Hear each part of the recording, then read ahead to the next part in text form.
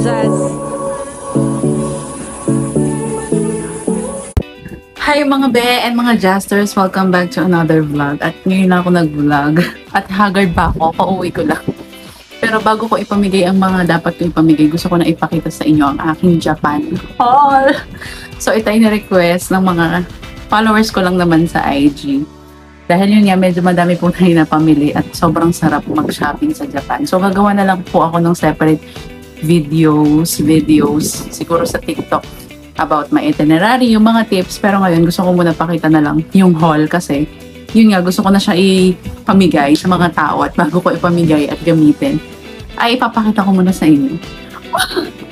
So punta muna tayo sa mga ukay things. So ang dami ko nabiling ukay sa Japan at ayun nga, mura ng mga ukay, yung mga branded, relatively mura compared dito sa Pilipinas. At yun nga, mas magaganda siya talaga at mas maraming option. So, ito ay nabili ko sa Sasugay Outlet. Pasensya niyo ako, medyo pawis ako at medyo mainit dito sa Pilipinas. Hindi na ako sanay. So, dalawa yung nabili ko dun sa Sasugaya Outlet na bag. Isang, hindi to branded, pero nagamit ko na sa Japan. Ang tip niya, parang around ano lang to, less than 1k pesos. And very mukhang bago pa, ang ganda ng leather. At wala siyang brand, pero ang ganda niya. For me. Oh, diba? Ang ganda. Classic bag lang.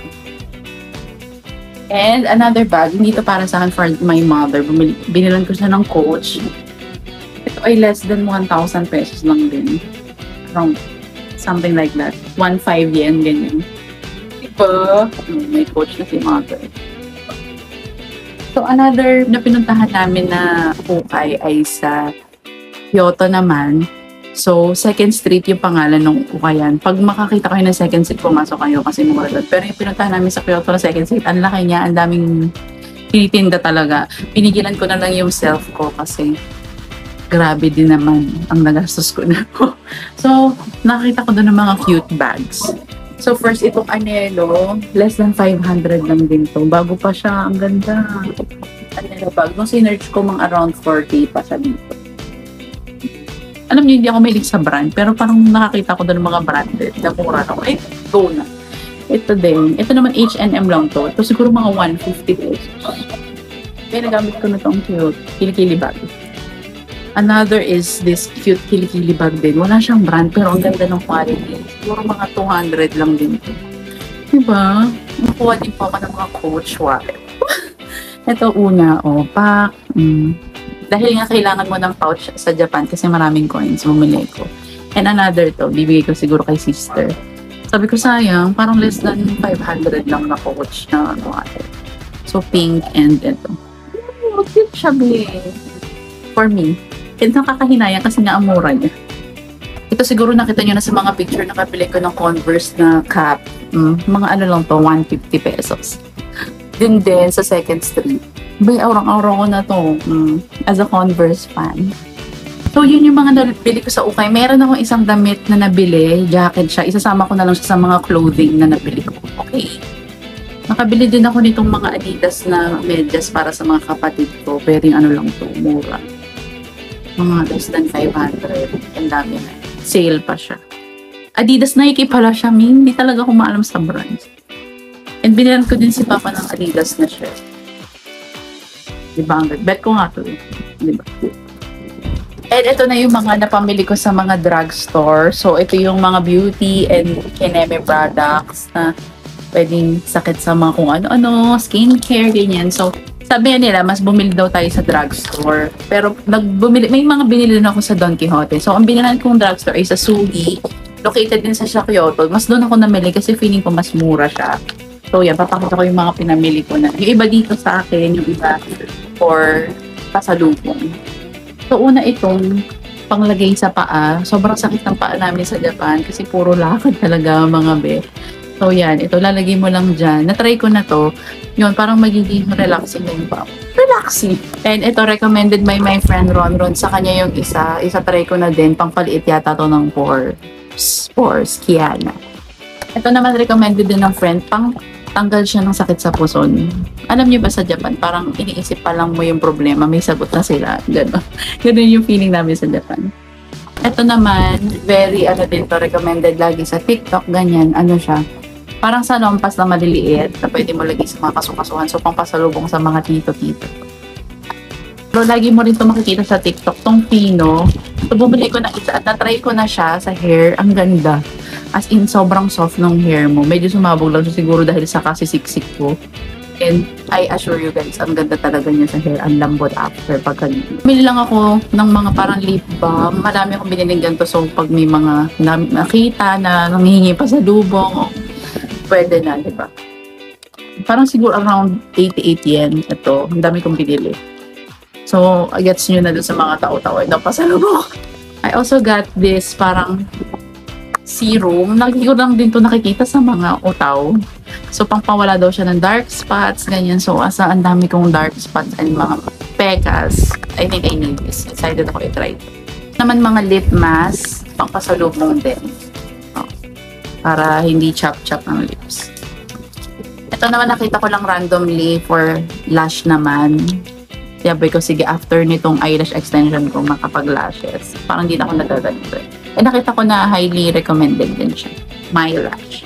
Siyempre, as a Biore user, nag-hoard tayo mga be. Mura lang doon yung Biore. Dito sa Pilipinas, mga 500 to 600 to. Doon siguro mga 200 plus, gano'n. So, ang dami natin binili. At yung iba, pampasalubong na din. Biore. Ito naman, eye cream. Very, lahat na lang. Basta be, nakita ko sa TikTok. Tapos nakita ko sa Don Quijote o kaya sa drugstore kinukuha ko. Ito daw ay pangpatanggal nitong eye bag. So, excited to use this din. Tandaan nyo na lang ang mga packaging. Ito naman, as an eyeliner person, kita nyo naman lagi po ako nag-eyeliner. Sobrang ano daw nito, long lasting talaga na minsan ang hirap na burahin. So, sabi ko, mag-hoard ba ako? Pero sabi ko, isa na lang bilhin ko. Baka makabalik ako. 1K yen lang siya. And ano talaga to, top selling. My Kiss Me something. Ano pa sa tawag ko? Tandaan nyo yung packaging niya. Ito naman, excited to use this naman din. Ngayong mainit ang panahon dito sa Pilipinas. So, pang spray-spray lang siya, cooling mist kapag nainitan ka. Pangit eh. So, sa Pilipinas, spray lang si Be. Yan. Isa lang binili ko. Dami kong binili, hoarder. Ito naman din, highly recommended sa TikTok. Yung rice mask. Ang ganda daw nito. So, yung isa pang pasalubong din kay Ron kasi nagpabili siya. And yung isa try ko. Sobrang lagi ko itong nakikita. Excited to use this. I also got yung mga pang-paa, pang-detox ng paa din, pang-pasalubong. Kung hindi naman mabigyan. Expect nyo na ito. Ano siya, tinry ko na rin isang beses. Alam mo yung pagising mo, para siyang nag-absorb ng mga toxins. Ganun. Ito naman din, Biore din siya. Ano naman siya, wet wipes na sobrang lamig. So, kapag nainitan ka dito sa Pilipinas, magpahid ka, negative 3 degrees Celsius daw siya. So, gets, hindi ko pa nagtatry. So, excited to try this din. Ngayong mainit yung panahon. Yun yung mga cosmetics natin, mga skincare, beauty. Punta naman po tayo dito sa food. Alam niyo, babawal daw buksan to kapag naka-tax free. Pala sa Japan, tax free siya. So, may bawas pa yung binili mo kapag naka-reach ka ng 5,000 to 5,500. At hindi mo nga lang siya pwede buksan kapag ganitong mga consumable. So, ito yung mga food na hindi lang siya sa Don Quijote, sa Kasuki, random, na mga nakita ko din kung saan-saan. As an anik-anik first. Okay, first is itong candy coat pecan nut. Nakita ko din ko kay David. Tapos ito ay parang random lang may nagpatikim sa amin. Tapos nakalagpas na kami pagtikim namin. Ang sarap. Sa Kyoto. Bumili kami kasi nasarapan kami. Para siyang nut na may chocolate. Ang sarap. I love it. Ito naman, may napasukan din kami sa Kyoto na nilalagay siya sa rice. And parang, hindi ko alam ang tawag ba, ba't nilalagay niya sa rice? Ito parang meat din siya, parang ulam na siya. So, dadaunin ko to sabihin yan pag wala na ako maulam kasi nga, nag-assist ko na lahat sa Japan. Ito ang pangsalba ko. Ito, nabili ko to sa Meiju Jingu, yung shop doon, Sakura Latte. Pero meron naman siya sa mga iba ding stores like Donki. Excited din ako dito. Dami kong binili ito. Ito naman, the rest na to, mga galing na tong Don Quijote, yung famous sa Japan na bilihan talaga mga be. And yung drugstore. Sabi nga kasi nila mas mura sa drugstore. So, nag-mix ako kung saan ako makakita ng mas mura. So, first, ito, Haichu, recommended din. Masarap daw to na candy. Ito naman, yung mga ano siya, Choco Baby na maliliit pang pasalubong ko din ito sa mga utao. seafood noodles, very recommended din ng mga tao. Hindi ko pa, parang na-try ko naman na to before. Bumili lang ako ng dalawa kasi mas mura daw sa Japan. Although hindi ko alam kung magkano ba dito to sa amin. Atasahan nyo ng kahagardan ni Beth. Pizza recommended by Kai. Yung isa sa akin, yung isa bibigay ko sa kanya pag nagkita kami. Excited to try. Siyempre, hindi ako nag-Ichiran. Sabi nila daw, para kasi hindi worth it naman daw pumila sa Ichiran. So, bumili na lang ako ng parang pack na ganito. So, our next haul is this. Nabili ko lang siya sa 7-Eleven at ang sarap niya. Para siyang tunay na grapes pero candy lang siya. So, medyo madami tayong binili for. Pasalubong na din. Kung kanino man. Matcha drink as a matcha lover. Pwede sa akin, pwede sa mga ulan. Kung sino man. So, office yan. Maybe isang pack. Dalawa yung binili ko na ganito. 45 pieces na ang laman. Ito, sikat na sikat at patok na patok din sa TikTok, Alfort. Yung iba pang regalo, pang salubong, tapos yung iba titikman ko. Sarap din daw nito. Dito sure. Yan. Kumuha tayo na iba't ibang flavors. Ito, favorite ko na talaga to dati pa. Ayan. Para sa Jolly Ace na nasa ganong lagay, nasa plastic. Sarap nito. Tignan, tandaan nyo na rin. Screen. Ito talaga yung basic na pangpasalubong kapag pupunta ng Japan. Ayan. Bumili tayo ng strawberry, matcha. Pang mga group-group din. At least isang bigay na lang. Ang lambot na niya. Ang init kasi sa Pilipinas. Talaga mga be, highly recommended. Binibili ko na to before. Ito naman tayo sa mga nabili natin sa USJ. Una itong chocolate din na Harry Potter. Ang ganda na lagayan. Pwedeng lagyan ng mga sinulid at mga panahian. Yun. Remembrance na din. Bibili sana ako ng one. Pero sabi ko, anong gagawin ko sa kanya after the display, ganun. Parang hindi siya masyado for me. Kaya bumili na lang ako ng ballpen na one. Hindi ko pa siya na-try though. Pero maganda rin naman siya, high quality at medyo mahal din siya. Pero mas mahal yung one, mga be. Doble nito. And lastly, syempre, nag-USJ ka ba? Nag-Wizarding Camerot ka ba kung hindi ka bumili ng butterbeer na hinugasan after ilan yun? Yung ganda. Pwedeng gamitin after. Yun lang yung binili ko sa USJ. Pinigilan ko rin yung sarili ko kasi last stop namin yung USJ. Okay, last is mga anik-anik and mga things na kung anik-anik ko lang nakita sa daan, ganyan. Ito, medyo na-addict kami sa pagkuha ng mga capsule toys. As in, napadami ang kuha ko. So, bibigay ko doon sa mga bata, sa mga bagets. Ito pa, Pokemon. Para kay Leon. Dahil umulan isang beses, bumili ko ng payo, pero grabe yung liit, sobrang convenient. Sarap nito dalhin, lagay lang sa bag. Kasi nga siya dun sa mga ko'y kilikili bag. So, medyo mahal siya, pero I think magagamit naman. Sa 7-Eleven lang namin ito binili, pero high quality, hindi pa siya nasira. May mga times kasi na umulan sa Japan, so kailangan naming magpayo. Ito, may nagpabili ng bag, so binalan ko na siya ng parang eco bag na Japan. Na ang ganda naman din ang quality mga bayo. Thanks! So, ito ay mga ref magnets, ganyan. I-separate vlog ko na lang pala yung mga clothes and shoes. Dami. Ito, para sa pamangkin ko, Nara na medyas. Ito din sa mga bagets, mga ballpen, at magagamit naman sa school. Ito sa bahay kasi nagko-collect nga ako ng ref magnets. Ito, Kyoto, Nara, nakyutan kasi ito. Ano mo, dati minimalist ako, ngayon hindi na. Mga pang bigay-bigay din na Japan ref magnets. Ang ganda nitong Japan sticker, nalagay ko sa laptop. Ito din, ito pa bibigay ko. Ito, laki, Japan. Japan na Japan sige. Ito, may nagpabili sa akin ng Super Mario na keychain. Mga other ref magnets. Ito mga bookmark. Ito may bibigyan ako nito. And itong mga cute na bookmark din from Kyoto. Cute niya. Ref magnet. Anik-anik. Anik-anik culture. Yung mga Gen Z daw mahilig sa anik-anik culture. Hindi ko dati ganun din ako. At bumalik na siya ngayon.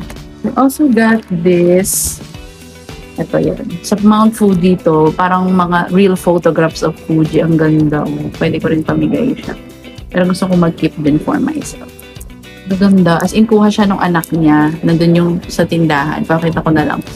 Photo na kuha ng anak niya talaga to. Ang ganda. Ganda ng Mount Fuji. Kahit di siya full nagpakita. And ito, may umiyak pa kami ni Arlene pagka kasi para matanda yung nagtitinda. Card siya. Card holder na Mount Fuji. Cute. Na Mount Fuji fan. Sobrang cute. At handmade ng lola. Iyak pa kami after bumili.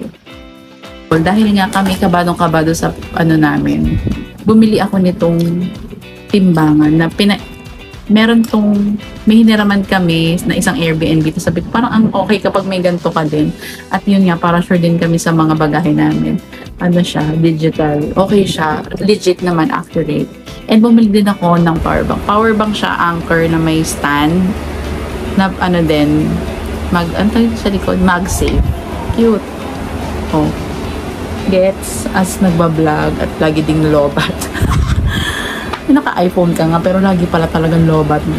Ito naman yung mga nabili natin sa airport, kung saan uubusin natin ng pera. Doon tayo nag-ubos ng pera. So, una itong Royce na matcha chocolate bar. Hindi ko pa rin natatry. Pero mukhang masarap. Madami din sasabing masarap. At itong ibabalik ko rin dahil mainit sa Pilipinas, siya, matutunaw agad. We have the Nama chocolate na matcha and chocolate. Sarap nito. Parang na-try ko na siya sa mga tao dati. Pasalubong lagi from them. And I also got Tokyo milk cheese. Recommended nung kababayan na na-meet ko sa SB19 concert. Na-try ko na din sa patikiman. Ang sarap. Ito talaga ang kumain na agad ako nito. Nakabili ako sa Kyoto, kinain ko na. Ang sarap nito, parang bikat na may chocolate. Ang sarap. Dalawa yung binili ko. Bali, nakatatlo na ako. May isang nabuksan ko na at naubos ko na. Highly, highly recommended. Nakikita ko lang din pa sa lubong ng Mang Utaw, Tokyo Banana. Hindi ko pa na-try. So, ito, parang may 10k yan pa kasi ko. So, inubos ko na lang doon sa parang duty-free area. Bilang ang Muji po ay originated from Japan, bumili lang ako ng isang pen and marker from Muji. Mas mura doon, parang mga 30 pesos na. So yun mga be, that's it. That's it for my Japan haul, food, cosmetics, and anik-anik. And part 2 would be clothing and luxury. Yes. Clothing and shoes.